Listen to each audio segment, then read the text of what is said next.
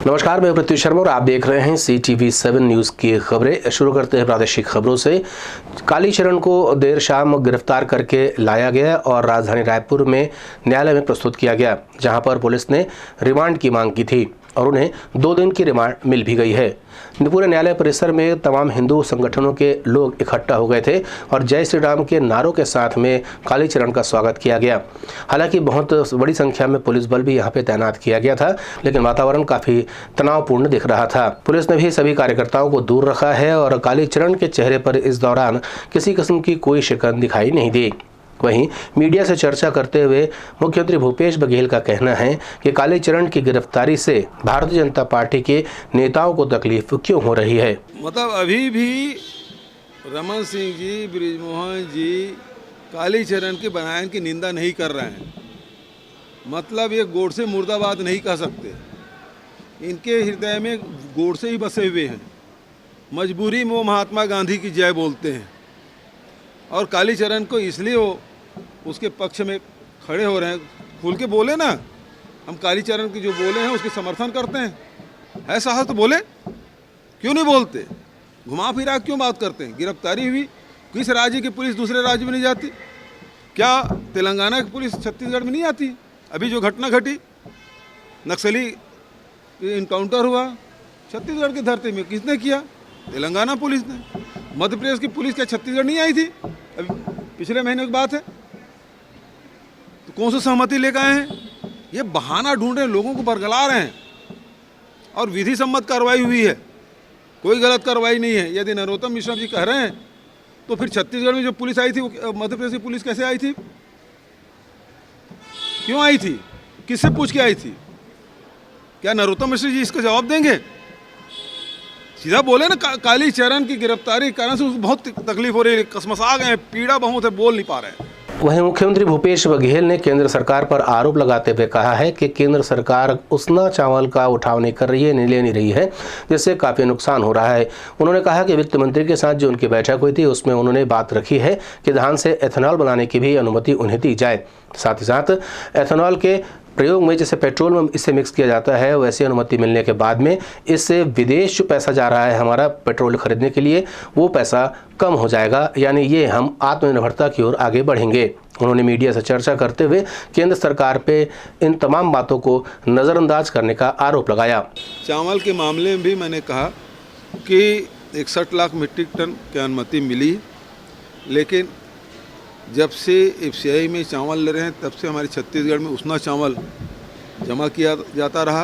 ये पहले ही वर्ष है जिसमें उसना चावल लेने से मना किया गया और वित्त मंत्री जी से मैंने मांग की है कि 23 लाख मीट्रिक टन चावल, उसना चावल जमा करने की भी हमको अनुमति दी जाए।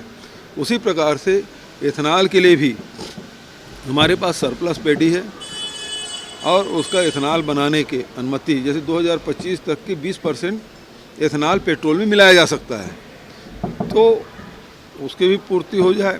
और इसके लिए पिछले 2.5 साल से हम मांग कर रहे हैं, लेकिन केंद्र सरकार अनुमति नहीं दे रही।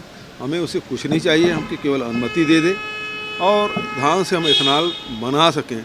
इससे राज्य को भी लाभ होगा, किसानों को भी लाभ होगा और फॉरेन करेंसी की भी बचत होगी। ये बात मैंने उनसे कही है। साथ ही जो लेबर, जो मंडी में जो लेबर काम कर रहे हैं, तो लाइक 6 रुपया कुछ पैसे हैं, उसे बढ़ा के 17 रुपया किया जाए। बारदाने के लिए भी वो 7 रुपया ही कुछ देते हैं, पुराने बारदाने का उसे 26 रुपया दिया जाए, ये मैंने मांग रखी। इधर राजधानी रायपुर के गांधी मैदान में कांग्रेस की ओर से मौन प्रदर्शन किया गया और यहां पर एक कार्यक्रम रखा गया, गांधी मेरे अभिमान। इस कार्यक्रम में मुख्यमंत्री सहित सभी वरिष्ठ नेता, मंत्री और पदाधिकारी उपस्थित हुए। पहले 2 घंटे तक कांग्रेसियों ने मौन रख करके महात्मा गांधी के प्रति अपनी आस्था दिखाई है और साथ ही साथ मौजूदा जो घटनाक्रम चल रहे हैं उस पर भी अपनी पीड़ा जाहिर की है। लगातार 2 घंटे तक इस विषय पर किसी ने भी किसी से चर्चा नहीं की। कार्यक्रम की जब शुरुआत हुई गांधी मेरे अभिमान की, तब मुख्यमंत्री सहित अनेक लोगों ने अपने वक्तव्य यहाँ पर दिए हैं।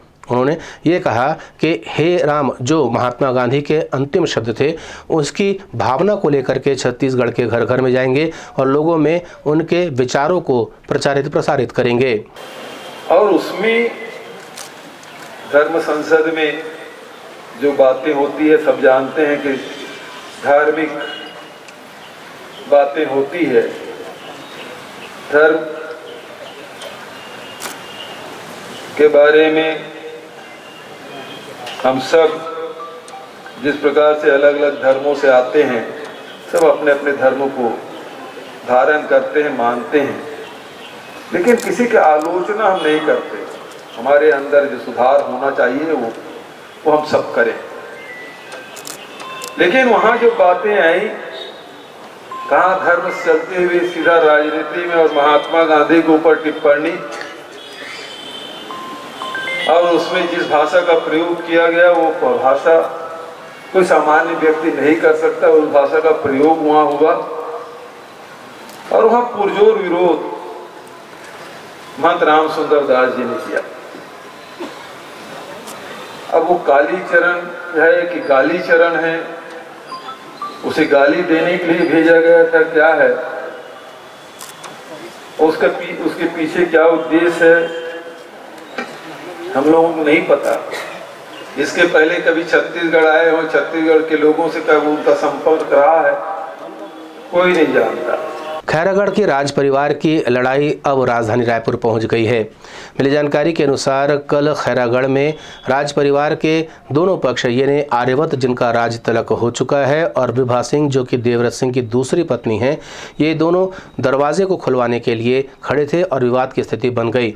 यहाँ पर हजारों की संख्या में ग्रामीण भी इकट्ठा हो गई। मिली जानकारी के अनुसार जो उनकी पहली पत्नी है पद्मा, उसको मुख्यमंत्री भूपेश बघेल का समर्थन मिला हुआ है। मौके पर प्रशासन और प्रशासनिक अधिकारी भी मौजूद थे, पुलिस के अधिकारी भी मौजूद थे।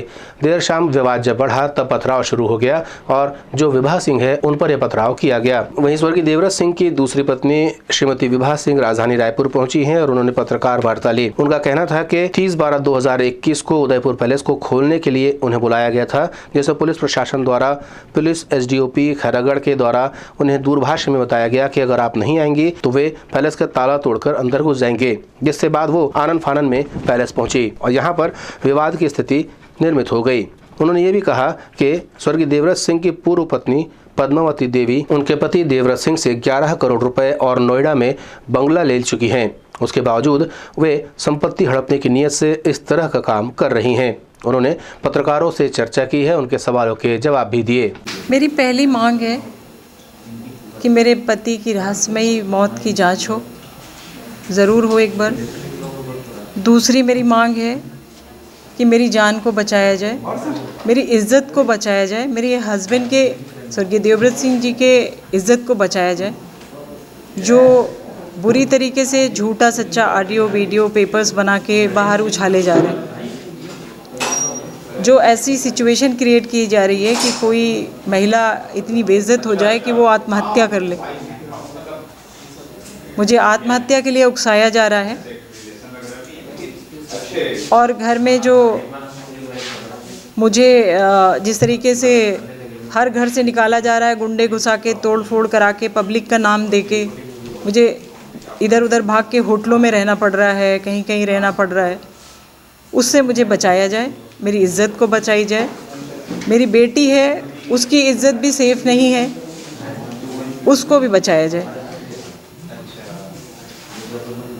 बस यही मांग है मेरी। CTV7 के लिए रायपुर से भीमराव की रिपोर्ट। राजधानी रायपुर में स्कूल सफाई कर्मचारी संघ की ओर से धरना प्रदर्शन जारी है। हम आपको बता दें कि 18 दिसंबर को ये लोग सुकमा से रवाना हुए थे और उसके बाद राजधानी रायपुर पहुंचे हैं। उनका कहना है कि उन्हें 2300 रुपया दिया जाता है और इनकी नियुक्ति की गई थी स्कूल के सफाई कर्मचारी के रूप में, लेकिन अलग अलग स्थानों पे कहीं उनसे चपरासी के काम भी लिए जाते हैं, कहीं उनसे कार्यालय के काम लिए जाते हैं और इसके अलावा स्कूल के बाहर के काम भी उनसे लिए जा रहे हैं। उन्होंने अपनी मांगों को लेकर के सरकार से पहले भी चर्चा की है। उनका ये कहना है कि सरकार वादा खिलाफी कर रही है। जब राज्य में नई सरकार बनी थी तब उन्हें उम्मीद जगी थी कि उनकी मांगें तत्काल पूरी हो जाएंगी। लेकिन समय बीतता गया और उनके साथ इंसाफ नहीं हुआ, जिसको लेकर के वो खासे नाराज नजर आ रहे हैं। हम आपको बता दें कि एक दिन पूर्व बरसते पानी में भी इन्होंने प्रदर्शन किया था। यहाँ पर पुलिस कर्मचारियों द्वारा उन्हें रोक लिया गया और वे मुख्यमंत्री से नहीं मिल पाए। उन्होंने मीडिया से चर्चा की है और अपनी मांगों के संबंध में विस्तार से जानकारी दी। उनका कहना है कि वो आने वाले 8 जनवरी को जेल भरो आंदोलन करेंगे। हम लोग अंशकालीन से पूर्णकालीन की मांगों को लेकर के धरना प्रदर्शन में है। हम लोग स्कूल सफाई कर्मचारी कल्याण संघ से है, जो 18 तारीख से झीरम घाटी सुकमा से पैदल यात्रा करते हुए और सरगुजा से पैदल यात्रा करते हुए सरकार को जगाने की प्रयास कर रहे हैं। लेकिन इतना कष्ट देते हुए सरकार अभी तक जाग नहीं रही है। जो एक छोटी सी मांग अंशकालीन से पूर्णकालीन मांग को लेकर के आए हैं और हमको बहुत दिक्कत हो रही है। हम घोषणा पत्र में वादा किए थे हमारे आदरणीय सरगुजा महाराज टी.एस. सिंहदेव जी ने कि जैसे ही हमारी कांग्रेस की सरकार बनती है, लिखित में आश्वासन दी थी, महिलाओं के हाथों में आश्वासन दी थी और बोली थी कि जैसे ही हमारी सरकार बनती है 10 दिन में आपकी मांग पूरी की जाएगी।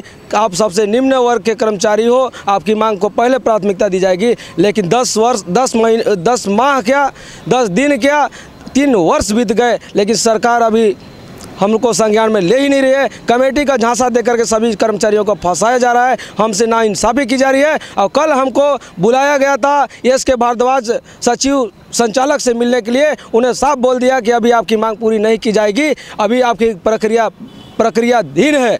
बताया जाता है उस समय बोला जा रहा था डॉक्टर कमलप्रीत सिंह के द्वारा कि आपकी मांग तत्काल शीतकालीन सत्र में पूरा की जाएगी। शीतकालीन सत्र तक हम आस लगाए, बाल बच्चों के साथ देखते रह गए, लेकिन शीतकालीन सत्र भी बीत गया। 18 तारीख से हमको सत्याग्रह में उतरना पड़ा है महोदय। आखिर 29 तारीख को हम लोग यहाँ पहुँचे हैं, ब्रेकेट लगाया गया। 30 तारीख को भी ब्रेकेट लगाया गया। हमारी जनसंख्या 43,301 कर्मचारी आकर के उग्र प्रदर्शन किए, लाठीचार्ज हुआ, जिसमें बहुत सारे भाई बहनों को चोट भी हुई और हमको इंडोर स्टेडियम में जगह दिया गया था।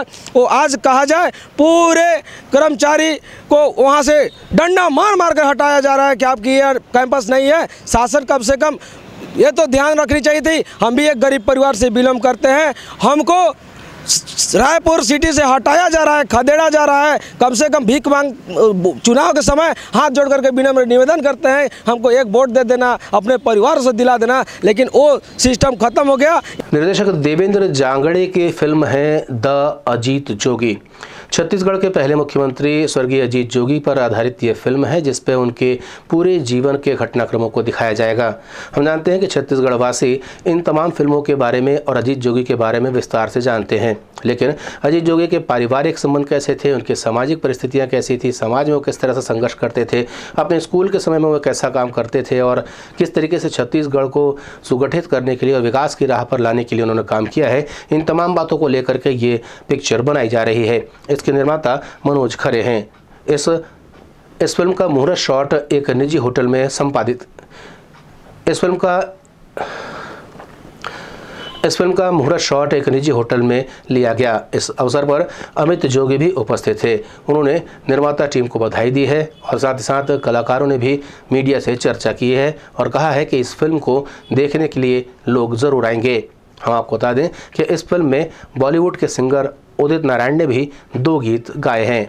हमें आपको बताते हुए अत्यंत हर्ष हो रहा है कि CTV7 न्यूज़ का प्रसारण प्रदेश के विभिन्न केबल नेटवर्क पर किया जा रहा है और अगर आप इसे YouTube पर देख रहे हैं तो इसे सब्सक्राइब करना ना भूलें। फिलहाल इतना ही।